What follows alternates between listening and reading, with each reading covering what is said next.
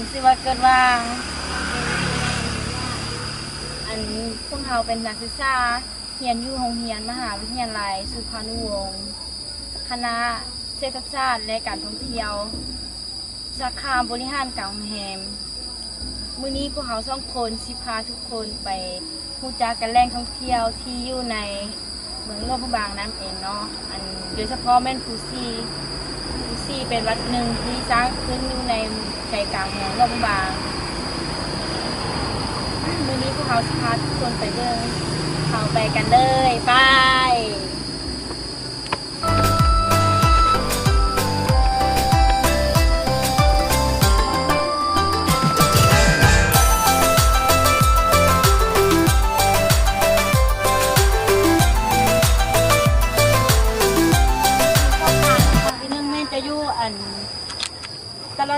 ต้นน้าตะละมือเหลือไกลตะละมือหรือว่าต้นน้าพระราสว่างเนาะทางที่ช่องมันจะอยู่ข้างเข็นแม่น้ำคันหรือว่าอยู่ข้างไม่ขั้วไม่ไผ่นี่แหละแต่เมื่อนี้เราจะเลือกทางเข็นน้ำคันนี้ไปคันใดห้องไหนที่อยู่ฟ้าแม่น้ำคันนี้มันจะมี400คันที่คันใดเองเนาะแบบมันจะมีข้างฝั่งนี้มันจะมีวัดอยู่ฝั่งนี้แล้วก็จะมีพระไล่ตัวหรือว่ามีบอนแบดไว้พาหรือว่าข้อของที่แหละมันได้นะนั่นเราจะไปเบิ่งกันเลยไปดูกันเลยไป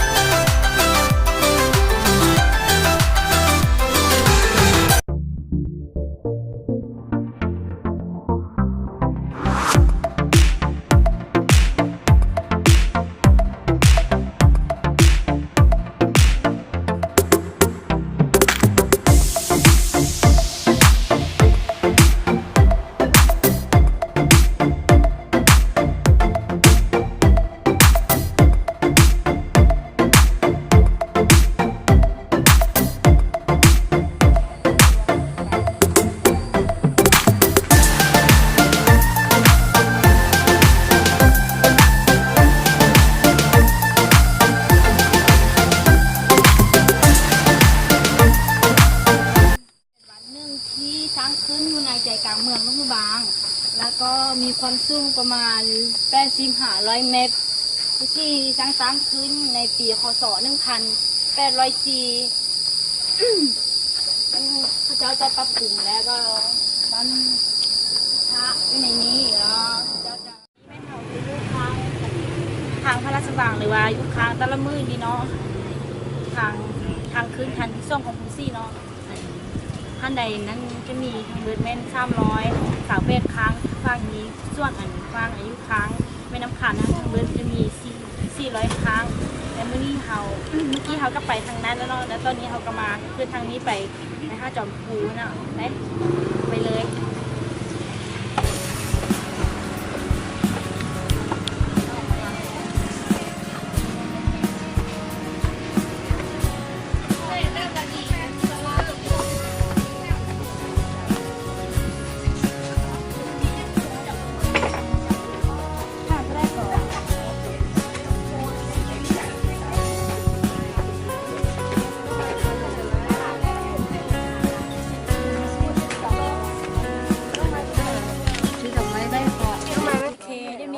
ใกล้ที่ห้อง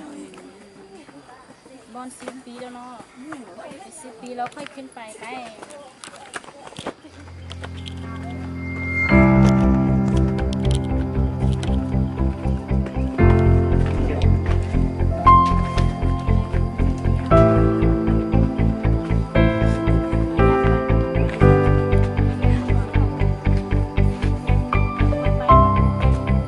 แล้วเนาะนี่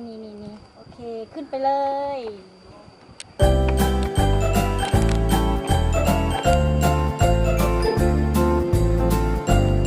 คนเราแม่นเขาจะเก็บเพิ่ง5,000แต่คนต่างประเทศกับบูฮูคือกันเนาะ20,000คนละ2,000หรือว่า30ยังมีเพิ่มใช่ไหมเลยส่วนช่องทางอันห้องคันใดนี่เขาจะปลูกเบ็ดต้นจำปาหรือว่า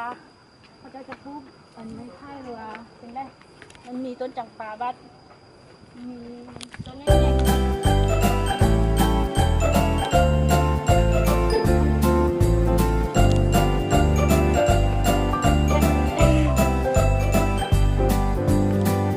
โอเคที่นี่ทำมาทอดแล้ว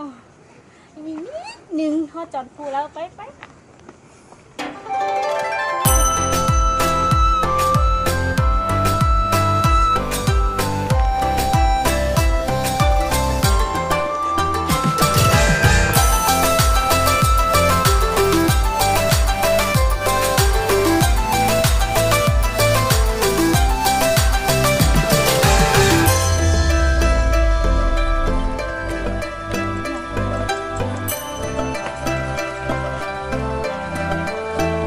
มาถึงจอมภูสีแล้วเนาะ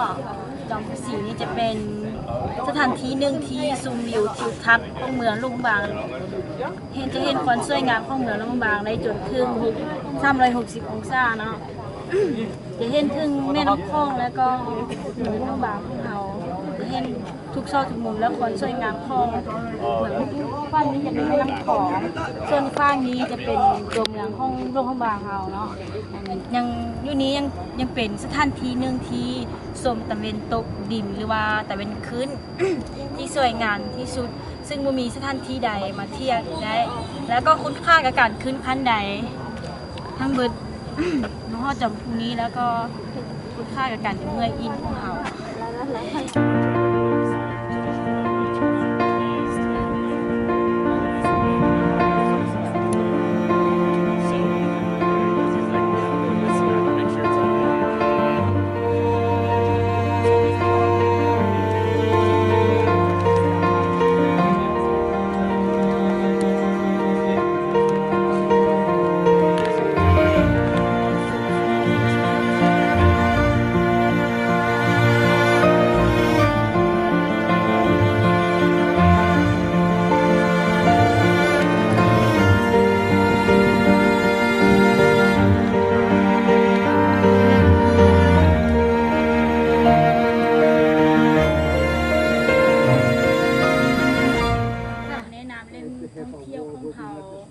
จบเพียงเท่านี้